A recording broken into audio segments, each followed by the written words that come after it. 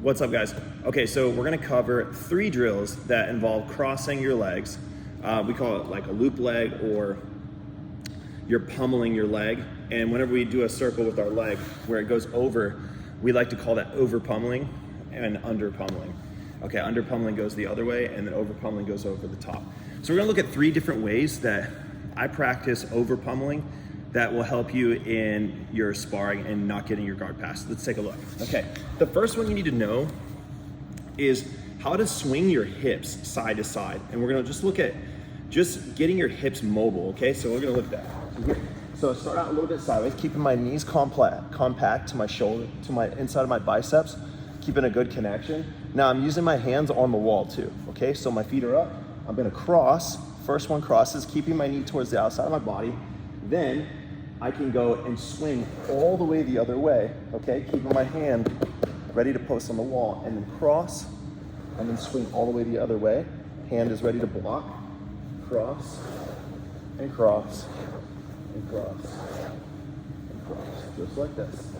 And that's a great drill. I have to keep sitting up to keep less surface area on the floor so that I'm mobile. Okay, you see that? Versus being flat on my back, it's very difficult to move now. So you want to keep that constant action where you have concave shoulders. Okay, guys? So the second one is where we're gonna kind of use like a kick out motion to get our hip out. Because a big detail in defending your guard is the angle of your knees. So if I have an opponent, okay, and they come over to this side, right? I need to get my knees kind of angled a little bit towards them. Okay, that way I can block them and I can pummel my leg either over or under, or your knee under or over. Okay, that is the way we can kind of recover, okay? So just to make it basic, I angle my knees at them. If my knees start to be angled away from them, I can be passed, especially if they push them away from their, like completely away from their body. So the skill in getting your hip out is extremely important when it comes to not getting passed. So there's kind of a couple ways we can do that. I can put my foot on the floor and then move my hip a little bit out and then over pummel. Okay, that's a great way to do it. But sometimes you don't want to put your foot on the floor because it takes time and it starts separating your femur from your body, which creates an opening for them to start fitting into. So I would say out of the options I'm going to show you, putting your foot on the ground is, you know, not my preferred option, but I do it sometimes.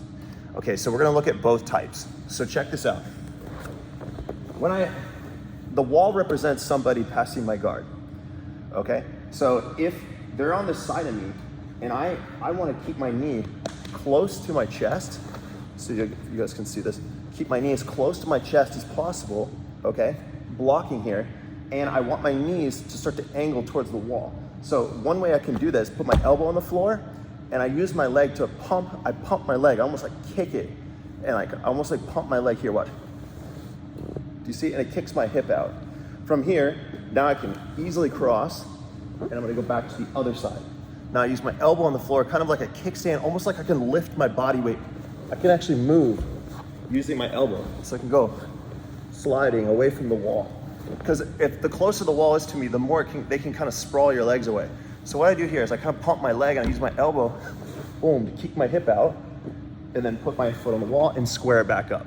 That is preferred, much more preferred than putting my foot on the floor. When you put your foot on the floor, there's an opening and it takes time. Sometimes the pass happens so fast, you don't have time.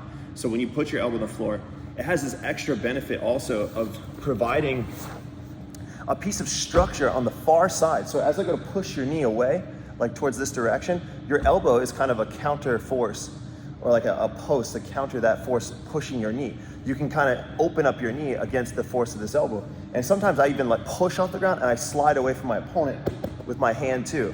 And then I'm ready to over pummel with my far leg. So go here, over pummel, square back up. So that's something you can practice. You wedge yourself against the wall, look. So you're gonna pump your leg, square back up.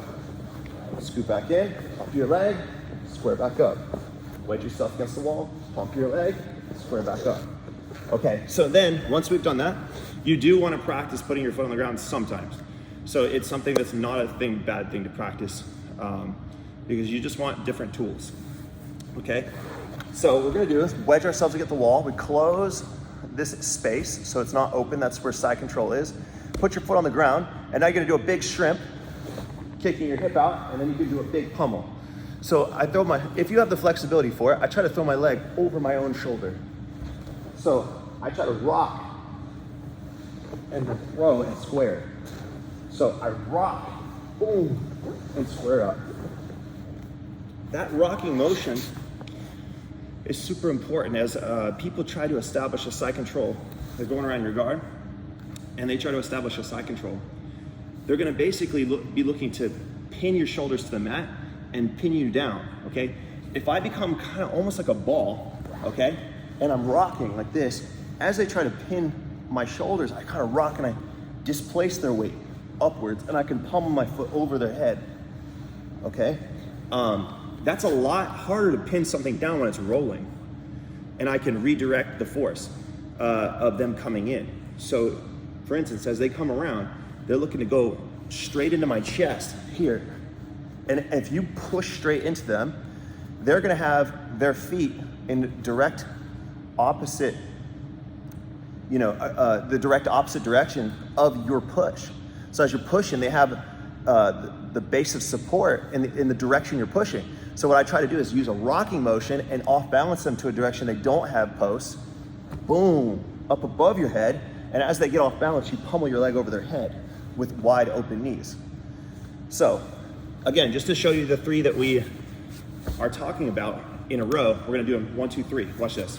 So we have hip swinging. 1, 2, 3, 4.